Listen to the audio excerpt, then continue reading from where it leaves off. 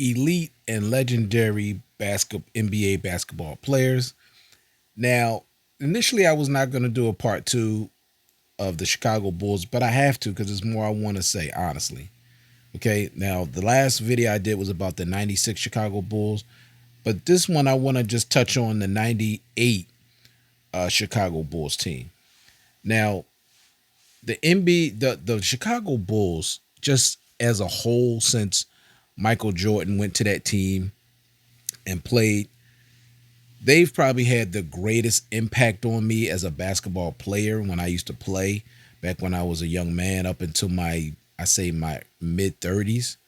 This team had the greatest impact on me, like just loving basketball even more than I ever did when I was young. And that last dance season, 98 was sad because I really felt it was going to be the end of them. And it's just amazing how they dealt with so much turmoil that last season, but yet they still was able to do just enough to be able to win that final championship. And it started out rocky to begin with Pippen, deciding to delay his ankle surgery until right before the season started because he was angry at management because he was underpaid, which he definitely was underpaid. But at the same time, the owner himself, before Pippen signed that $18 million contract, he told him, do not sign this contract. This is a bad contract. He told him not to sign it, but Pippen decided, oh, I need security now. I need to take care of my family. I need to secure my future.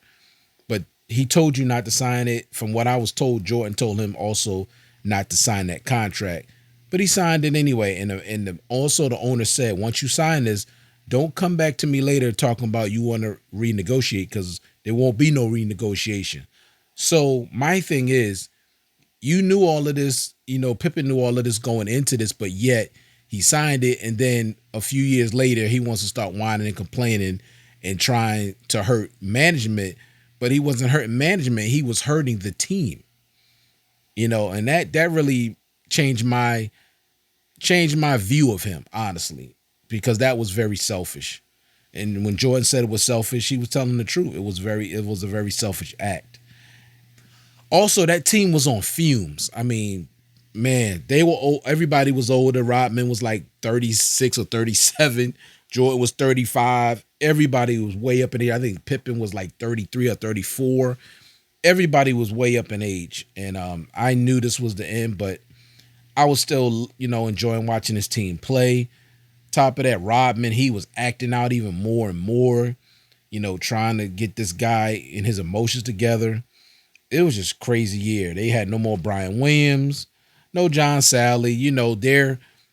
Their depth had gotten thinner.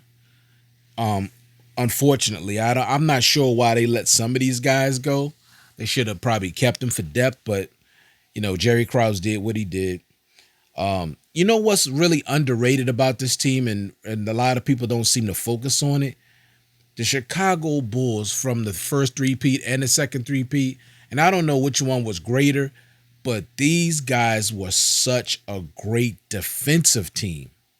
I mean, it was all about defense. I mean, they literally, if they wasn't playing well in the first half and they came out in that third quarter, they could literally take you apart with their defense and get themselves right back into the game. No matter how many points they're down, their defense was just that fierce, and everybody played defense. Even if some guys weren't that great, but yet they made the effort. Like Steve Kerr was out there playing defense, which I was told that when he was at Cleveland, he ain't played defense like that. I mean, this guy really played hard. Randy Brown was a very good defensive player.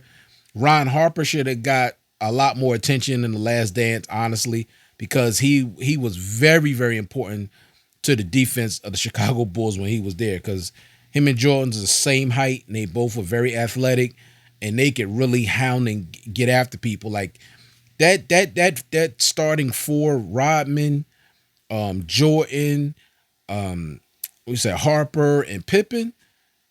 Them dudes was no joke on defense, man. They were the elite of the elite. So people need to start talking about the Chicago Bulls defense a lot more. Of course, yeah, they was able to score, and of course, a lot of that had to do with Jordan and Pippen, but they were.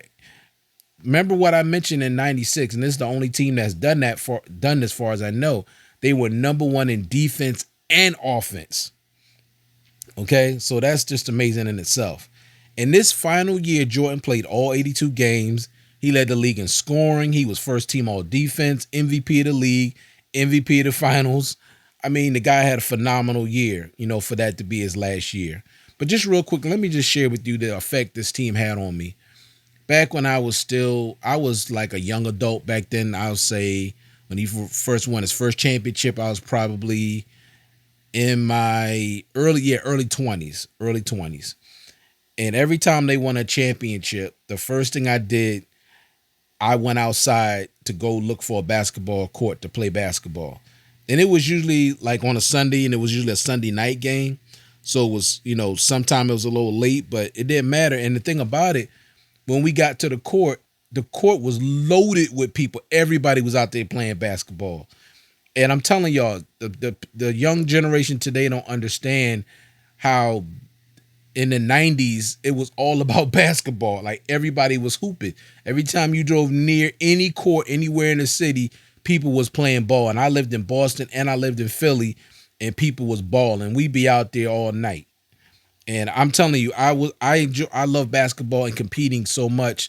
So even times when I sprained my ankle badly, I still tried to play on it because I wanted to play and compete, and I always wanted to win. I hated losing. And I would just keep playing until I figure out a way to beat you. And I wasn't that, I wasn't no great player, but I just was a player that played hard. I was bringing it. I wasn't no big time offensive threat, but man, you wanted to get physical. That's what I loved. I love getting physical. I love playing in the post. I love trying to rebound, and I wasn't that tall. Like I'm like 5'11" and a half, but I just loved being down low. I just love battling. I just love competing. This team had such a drastic effect on me, man. I just love watching this team. They made me even want to compete even more. And I remember when I watched the championship videos, of the, for the championship year, every time they got to the end and they were celebrating and all that, I'm telling you, tears began to stream down my face. And I felt like I won the championship too. I was so connected emotionally to this team. And there hasn't been a team like this since they left. It was such a great collection of players. Everybody knew their roles. They did their roles. I just love this team so much, and all I do now, most of the time when I'm watching YouTube, if I'm not watching sports and fitness rants, that's my man, but I'm watching old Chicago Bulls games. Like I can't help it. I love this team. And I just love watching them play and the way they played.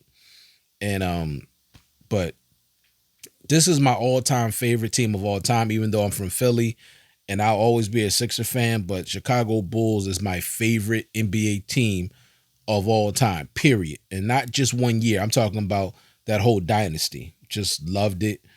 Have nothing but love and respect for these guys. All of them. They played their roles. They played their parts. They made me proud. They made the NBA game even more popular. It was at its heights, and it's never reached its heights like that since. And they played great teams in the finals, and they always found a way to win. And I always respect that. So this is just my last respect, to this great team, the Chicago Bulls. Love these dudes.